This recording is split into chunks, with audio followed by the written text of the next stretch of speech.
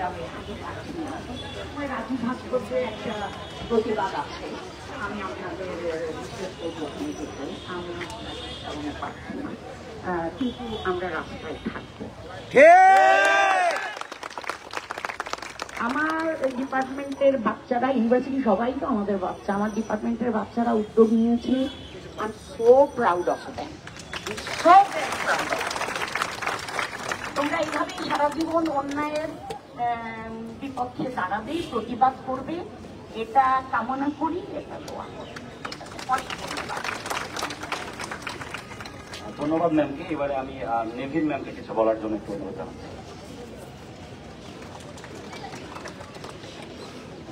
আমরা সবাই এখানে এসেছি, এত আজকের দিনটা জানি না, কালকে ছিল women's day. Is this the way we celebrate the day? যাই হোক, প্রতিবাদ করাটাও একরকম সেলিব্রেশন।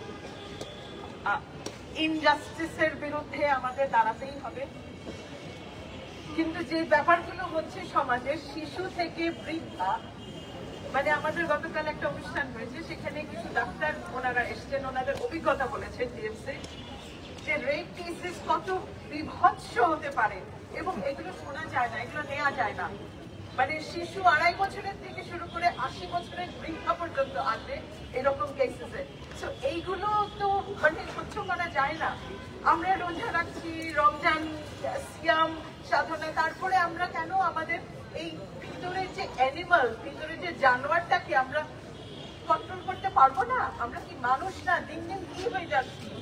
মানে আমরা কি শিক্ষা দিচ্ছি? আমরা পড়াশোনা করাই, মানবিক হওয়া শেখাই, কিন্তু আমরা কি পারছি? We are failing in our attempts. So আমি বলবো যে I don't know, we stand strongly against all kinds of gender discrimination, violence, specially sexual violence, এগুলো অ্যাকসেপ্ট করাই যায় না। তো অথরিটি আছে, আমরা ছাত্ররা, শিক্ষকরা, আমরা অবশ্যই চেষ্টা করব to stand for the right. Thank you.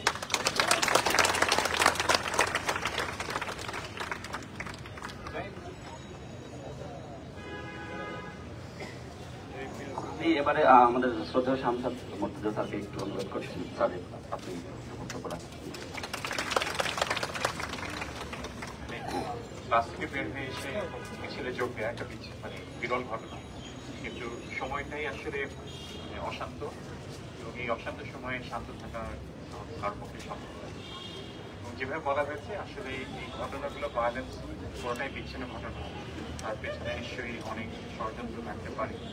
মানে একই সাথে যেটা আছে যে আমাদের ছাত্র আত্মীয়টাকে যখন একজন কনফ্রন্ট করলো, পরে অর্ণব এসে আমরা আমাদেরই আমাদের ছাত্রকে কনফ্রন্ট করে, তাকে ওয়াজ নসিহত করে, শিক্ষা দেয়, এবং সেটার পরে যেগুলো কনসিকুয়েন্স আমরা দেখেছি, কোনো কিছু কিন্তু বিচ্ছিন্ন।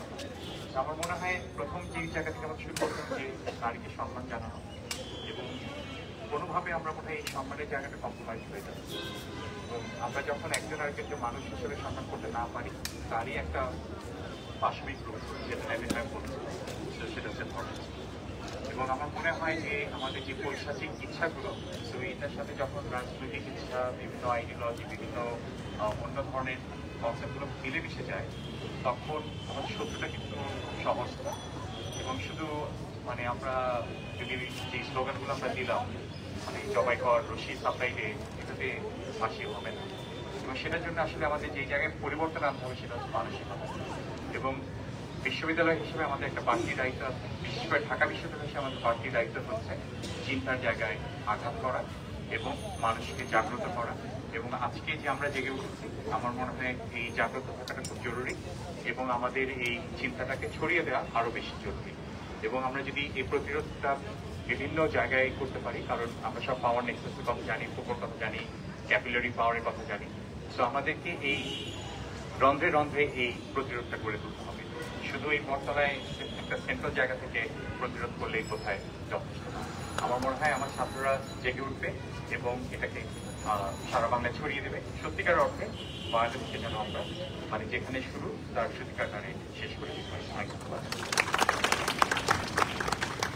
আমি আমাদের শ্রদ্ধেয় বশি স্যারকে এবার একটু ডেকে নিচ্ছি সংক্ষেপে কিছু বলার জন্য আর কি। ধন্যবাদ। আজকে ইংরেজি বিভাগের শিক্ষার্থী কর্তৃক আয়োজিত আজকের এই যে দেশব্যাপী যে ধর্ষণ বৃদ্ধি পেয়েছে, অরাজকতা বৃদ্ধি পেয়েছে, তার প্রতিবাদে আয়োজিত সভায় আমরা বিভাগের শিক্ষকরা একাত্মতা প্রকাশ করেছে। অতিমধ্যে আমরা একাত্মতা প্রকাশ করছি। আপনারা ইতিমধ্যে দেখেছেন যে দেশব্যাপী নানা ধরনের সন্ত্রাসী কার্যক্রম, অরাজকতা বৃদ্ধি পেয়েছে, বিশেষ করে নারীদের প্রতি সহিংসতা বৃদ্ধি পেয়েছে, বিশেষ করে সেক্সুয়াল হ্যারাসমেন্ট বৃদ্ধি পেয়েছে। এটা কোনো বিচ্ছিন্ন ঘটনা নয়। এটা আমরা বলতে চাই যে এর পিছনে কোনো হয়তো নানা ধরনের ষড়যন্ত্র কাজ করছে। বর্তমান ইন্টারিম গভর্নমেন্টের প্রতি আমাদের দাবি, প্রত্যেকটি ঘটনার পেছনে কারা আছে, প্রত্যেকটি ঘটনার উপযুক্ত যাতে বিচার করা যেতে পারে, তার জন্য অনতিবিলম্বে কোনো কালক্ষেপণ না করে দ্রুত ব্যবস্থা গ্রহণ করবে। আপনারা যেমনটি শুনেছেন, ঢাকা বিশ্ববিদ্যালয় দেশের সৃষ্টি লগ্ন থেকেই নানা ধরনের অন্যায় প্রতিবাদ করে এসছে। আপনারা দেখেছেন ঢাকা বিশ্ববিদ্যালয়ে যে অরাজকতা ছিল আগে, 24-এর যে গণ অভ্যুত্থান বা 24-এর বিপ্লবের নেতৃত্ব দিয়েছে। ঢাকা বিশ্ববিদ্যালয়ের শিক্ষার্থীরা কখনো ঘুমায় না, ইংরেজি বিভাগের শিক্ষার্থীরা কখনো ঘুমায় না। এই সাথে আমরা বলতে চাই, ইংরেজি বিভাগের শিক্ষকরাও কখনো ঘুমায় না। ইংরেজি বিভাগের শিক্ষকরাও সকল অন্যায়, অরাজকতা, সকল অন্যায়ের প্রতিবাদে তোমাদের সাথে সামিল থাকবে সবসময়, এটা আমরা বলতে চাই।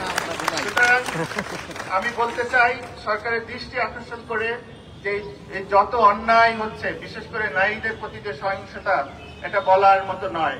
এগুলো অনতিবিলম্বে বন্ধ করতে হবে। আপনারা সরকারে আছেন, দায়িত্ব নিয়েছেন, দায়িত্ব সঠিকভাবে পালন করুন। তাহলে আমরা জাতিকে একটু স্বস্তি দিন। না হলে আপনারা কি করবেন, আপনারা সেটা বেছে নিন, কি করবেন, আপনাদের দায়িত্ব। ওকে, এই কথা বলে আমি সকল দর্শকের বিচার, অনতিবিলম্বে বিচার, এমনি আপনারা আগেই শুনেছেন যে বিচার করার নানা রকমের হয়ে আছে, খুব দ্রুত যাতে বিচার সম্পন্ন হয়, সেই বিচার দাবি করে আমার কথা এখানে শেষ করছি। ধন্যবাদ সবাইকে। ধন্যবাদ বশি স্যারকে। আমি এবারে শাহনাজ ম্যামকে একটু ডেকে নিচ্ছি বলার জন্য।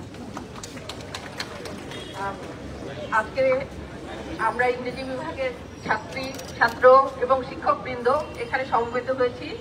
আমাদের দাবি একটি, দাবি হচ্ছে আজকে শিশু থেকে বৃদ্ধা পর্যন্ত কোনো নারী নিরাপত্তা, এই নিরাপত্তাহীনতার একটা ব্যবস্থা তো করতে হবে।